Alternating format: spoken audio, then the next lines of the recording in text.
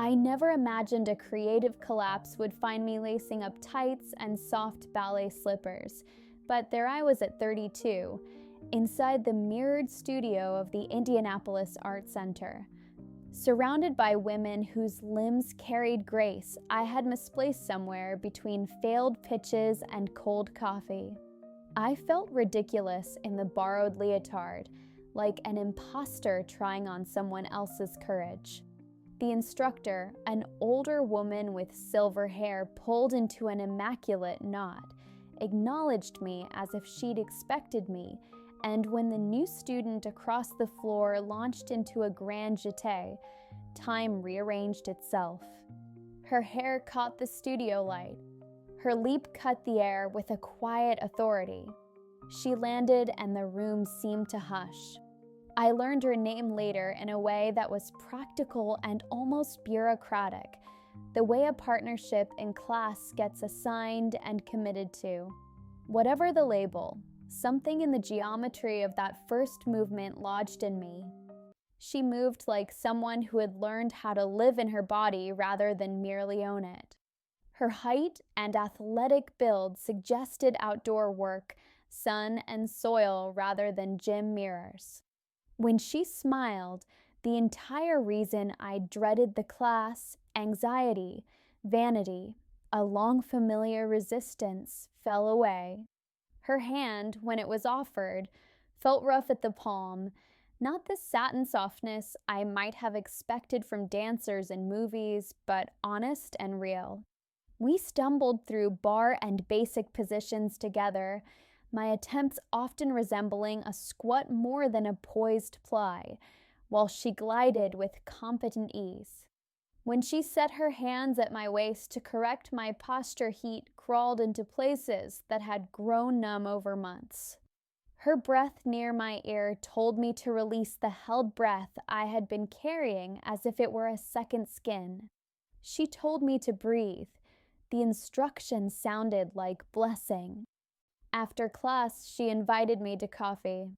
We sat in a corner cafe, and her enthusiasm spilled out over lattes. She spoke with such fierce focus about horses, bloodlines, breeding programs, the arcana of mare selection, that I felt like someone on the brink of witnessing worship. The way her fingers traced patterns on the table when she described a mare named Starlight revealed something deeper than a job. This was inheritance and obsession braided into one, a family farm with history, rescue, and the stubborn dream of producing champions. When she asked what I did, the words left my mouth like a confession, the career I had been trained to build and the career that had refused to recognize me back. Screenplays was the label I offered, a brittle summary of months of rejections and a life that had begun to feel like waiting for someone else's permission. She leaned forward and asked the kind of question that made me speak honestly about the stories I wanted to tell, ones about people who refused to stop trying, about messy, stubborn hope. She smiled in a way that claimed kinship more in common than dance moves. She said with a certainty that felt like sunlight on a long winter's day. Tuesday nights became a lifeline. Anticipation threaded through every weekday, pulling me toward the studio to feel her hands place my body into the right lines. She corrected me patiently, her breath warm against my neck when she moved behind me to direct my arms. She asked me not to overthink, a phrase that belonged to her body more than my head. Thinking was my currency, my whole practice, but with her I let thought loosen and allowed sensation to lead. I started to write differently, penning scenes whose heroines moved with the confident stride she had and whose small gestures, tilting of a head when concentrating, fingers worrying a place where the skin gathered, were lifted directly from her manner. After 3 classes, she surprised me, insisting I see where she worked. Her farm lay beyond the city's edge, a tidy sweep of land behind white fences, a red barn polished to a brass nameplate that gleamed in afternoon light. She introduced me to Starlight, a chestnut mare whose calm, intelligent eyes held the farm's lineage. Watching her speak about bloodlines and potential, I realized the tenderness she felt for history and animals was the same fierce thing I had for stories and characters. Her family's legacy for generations of Lopez horses was not a hobby.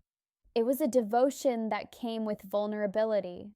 She admitted, quietly, that some days she wondered if she was fooling herself by trying to keep the farm alive. Her confession landed like a small offering.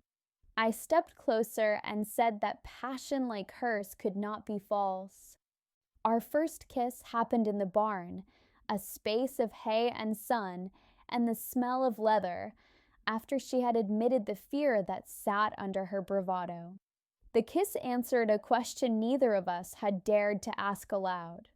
It was tentative and then immediate. Her hands cupped my face as if to hold a fragile thing. Later, that night, my phone buzzed and her message said she couldn't sleep. We spoke until dawn about the farm, about my Hollywood bruises, about the ways that dreams can be both cornucopia and trap. She said horses understood her in ways humans hadn't. I admitted that someone who listened like she did made me want to write again. Those conversations braided around us like rope, becoming the daily practice we returned to when real life showed its teeth. Classroom chemistry bled into everything. Mrs. Chin began pairing us for more complex lifts and sequences that demanded trust. Her hands secured me in lifts where my body learned to trust flight rather than flinch. The mirror showed us moving like halves of a whole. The studio felt like the only place where everything aligned. After one rehearsal, Mrs. Chin commented on the rarity of our connection. The audience at Recital would feel it, she said, as if to name truth made it more real. We laughed inside because being seen in that way is both tender and risky. But there were storm clouds the size of men and institutions. In the weeks after we fell together, I noticed tension knit into the lines at her eyes. At class, she moved with a distracted mechanical precision that made my chest tight. When I asked her what was wrong, she pulled me aside and told me about a racing commissioner, Marcus Webb, who had begun pressuring independent breeders to sell to his consortium. He had used inspections, permits, and licensing to harass those who resisted, and 3 farms nearby had already capitulated. The commissioner had sent officials to her barn, pouring through records in a way that felt performative and menacing. He'd found nothing, of course. Harassment doesn't need evidence to be effective. It needs exhaustion. She confessed she was terrified of losing the farm that bore her family name. I drove to help her organize paperwork and set up ordered systems, legal folders, vet reports, email trails, the bureaucratic love letter every activist learns to write. Quick reminder, if you're enjoying this story, hit subscribe to Sapphic Tales so you don't miss the next one. Our private life intensified under the practical pressures of survival. Nights in the farmhouse kitchen were domestic rituals, copper pots, herbs in mason jars, the slow syntax of pasta and conversation. She called a lawyer I recommended and, with a quiet resolve I had grown to admire, began to prepare to fight. The first time I watched her confess fear and hope together, she looked like someone relearning what courage could be when shared. She told me I made her brave. That admission, raw, unpolished, walked straight into the soft place I had been keeping for another heart. We kept building. We became comfortable collapsing into a porch swing at midnight, mapping the ways our pasts had shaped us, feeling the slow, steady growth of trust. When we made love, it was the same choreography of give and take we learned in the studio, mutual, attentive, intimate. She spoke then about a dream I could write, her family story, the lineage of horses and stubborn dreamers who refused to sell out. I told her I would. The idea of writing a screenplay with her life at its center lit something in me. Recital night arrived like an accusing angel. Backstage, I adjusted costumes with the same kind of prayer you perform when something you've been rehearsing your whole life cannot be practiced anymore. On stage, under the lights, we moved as if we had been apprenticed to one another's breath. She lifted me and held me aloft with a strength that felt like home, centering me when my equilibrium wobbled.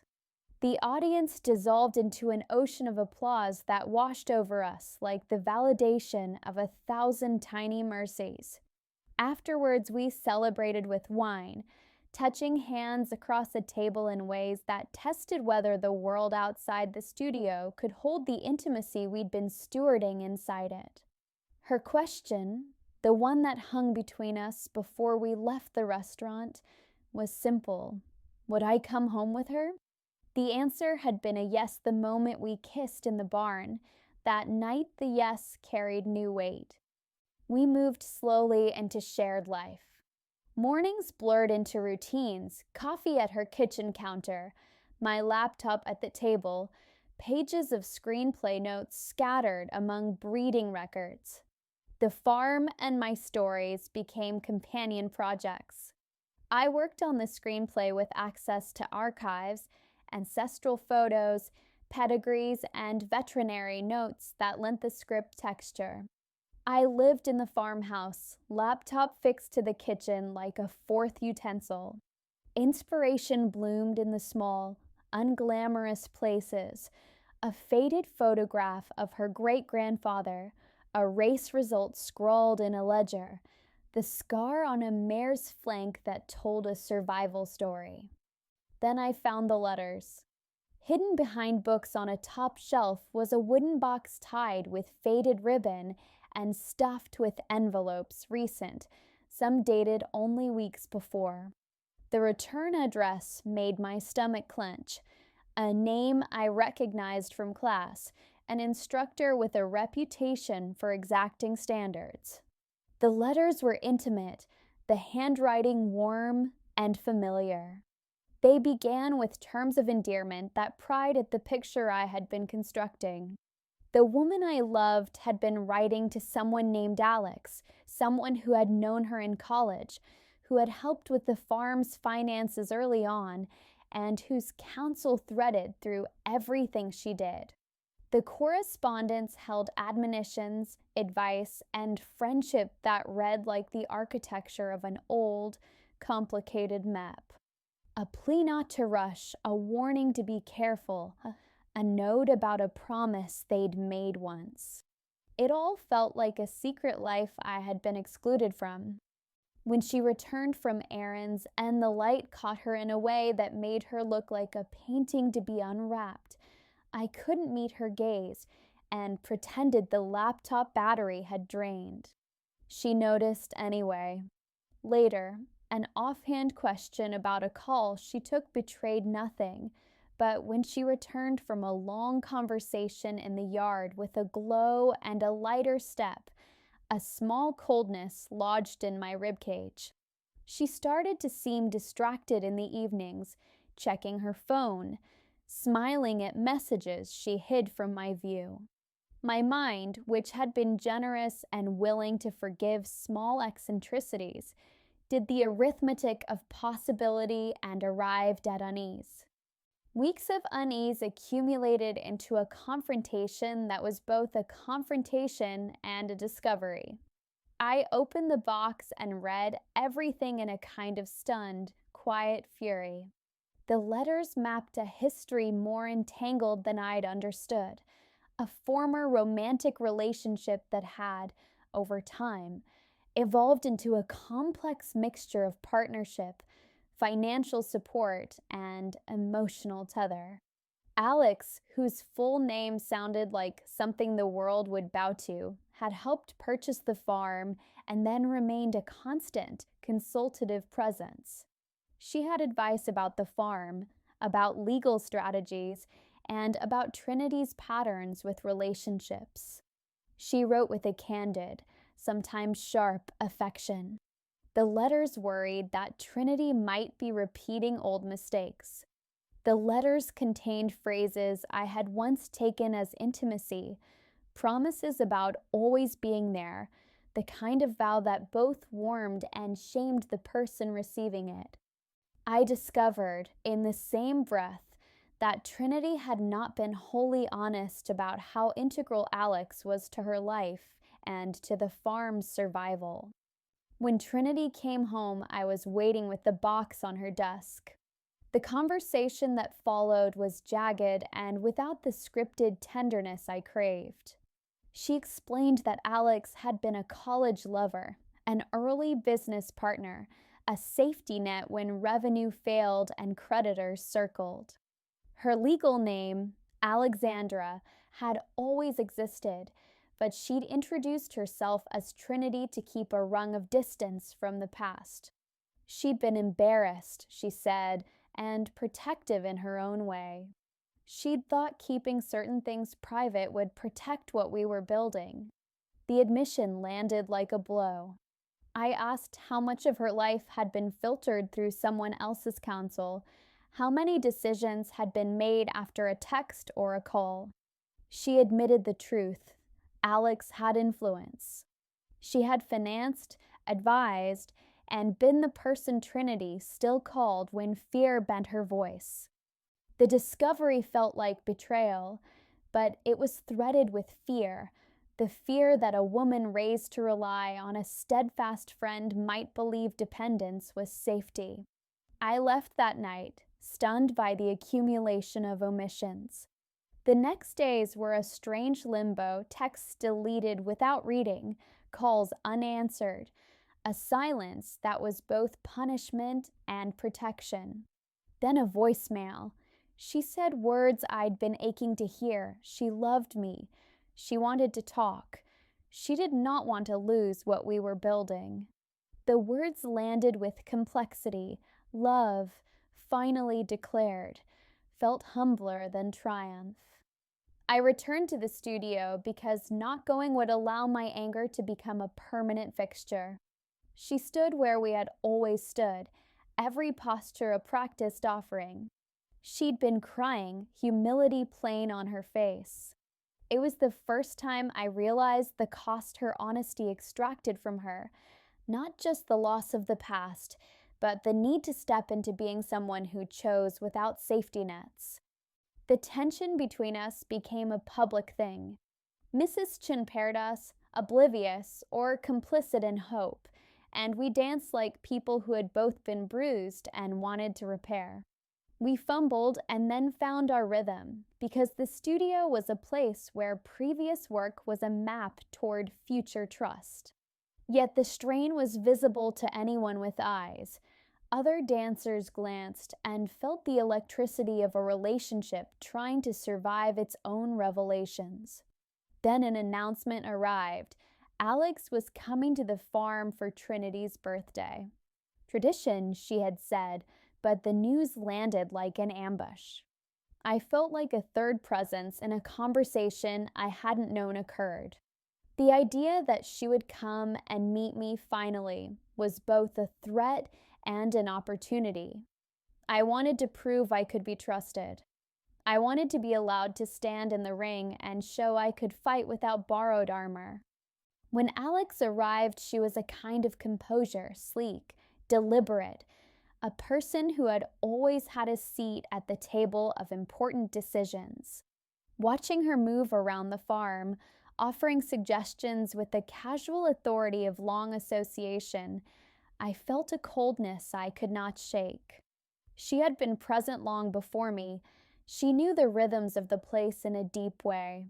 She complimented the renovations and the horses with a practiced eye, and, in conversation, she referenced memories that were not mine. There was an ease between her and Trinity that spoke of years of intimacy that transcended romance, shared taxes, shared anxieties, emergency phone calls answered at 2 in the morning. At dinner, the three of us sat with a brittle politeness until the truth burst out in a way that changed everything.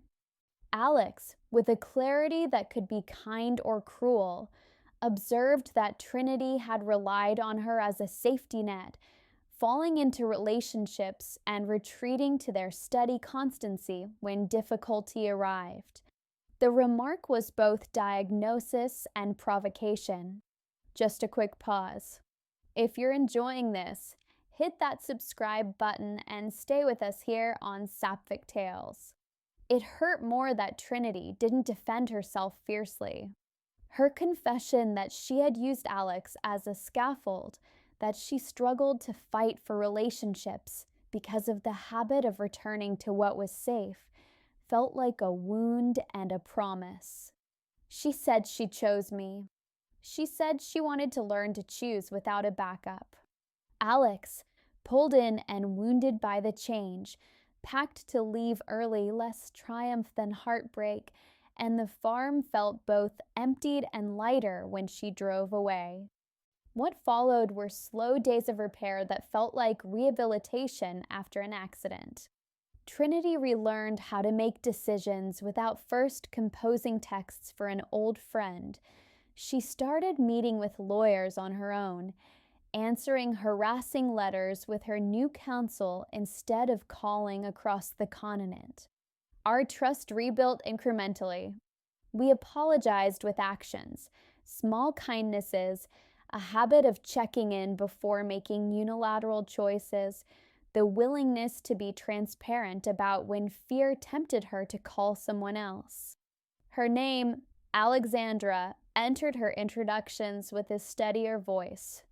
She stopped hiding the past and instead narrated it as a history that had shaped her without owning her. I stopped waiting for disappointment and began believing in her choices.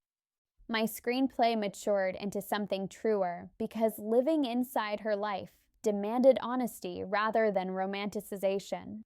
The script lost its neatness and gained texture, racing scenes, ledger fights, family arguments, and above all a love that had to survive not just external threats, but the ghosts of dependence. The industry noticed. Months after Alex's departure, the screenplay made a modest but significant splash at a festival. The recognition felt like currency the farm might one day need. It also felt like validation for both of us, proof that the story we had rebuilt could matter to more than the two of us. Time eased the rawest edges. She learned to trust her own judgment, and I learned to let my anger give way to partnership. We navigated the practicalities of farming, breeding schedules, vet calls, lawyering, and fundraising together. We renovated the farmhouse in small increments and filled it with photographs of recitals and races. We adopted a dog with ridiculous devotion and planted herbs on the windowsill. The days kept coming, ordinary and sacred, and with them the ordinary practices of love, cooking, laundry, long talks about how to handle new offers for the screenplay's development. When news arrived that a streaming platform wanted to adapt the script, we celebrated with exhausted joy because the path we had paved with honesty now had a direction towards something beyond neighborhood adoration. On mornings when the sun turned hay gold and the horses moved slow across the fields, I would watch her and remember the day she corrected my posture in the studio. The person who had taught me to breathe had also learned to breathe for herself without consulting anyone else first. We had bled the past dry of its power to hold us hostage. Sometimes she would reach for me in the grocery aisle or slip her thumb over the back of my hand in a meeting, small gestures that were more radical than grand pronouncements because they were evidence of daily choice. We learn to trust the kind of love that prefers presence to perfection. There are scars and there are compromises, old friends who took time to step back, nights where fear reared its head and made both of us small. But there are also moments of quiet and enormous grace. The day we signed a lease for a small studio in town so the screenplay could be edited with space of its own. The slow afternoon we spent writing notes in the margins of my draft while a mare watched us from the fence. The way she held my face and apologized for the omissions that hurt me. Choosing one another did not erase the complexity of her history. It changed how that history was treated, not as a leash, but as a context we both accepted. Standing now in the kitchen, she has painted, light pouring over family photos and brittle breeding records. I think of the arc of things. The screenplay became a bridge that allowed us to tell a truth about the farm and about our own making. The farm remained, under our stewardship, stubborn and alive. The horses grazed and ran and were sometimes fierce and sometimes gentle, like the people who loved them. We learned to move forward without safety nets, with the necessary tremor of risk that makes life worth living. When she kissed me in the morning, it tasted like possibility and the tangible sweetness of work done together. The ending is not a curtain closing perfectly. It is the opening of another chapter that requires constant choosing. We still make difficult decisions, still argue with the ghosts of old dependence when they rear up. But more often now we stand shoulder to shoulder, hands finding each other in grocery lines and prayer-like routines. We are two women who learned to insist on honesty, who chose to rebuild a life in which truth and tenderness could cohabit, and who finally understand that love often asks us to keep both feet planted, to feel the ground beneath us even when the horizon requires stepping off a cliff towards something we cannot fully proof. In that study, brave choosing, I find my way back to the story I wanted to write, not a myth of rescue, but the true, messy, luminous account of two people who decided together to stay. If it kept you hooked, subscribe now to Sapphic Tales so you never miss the next.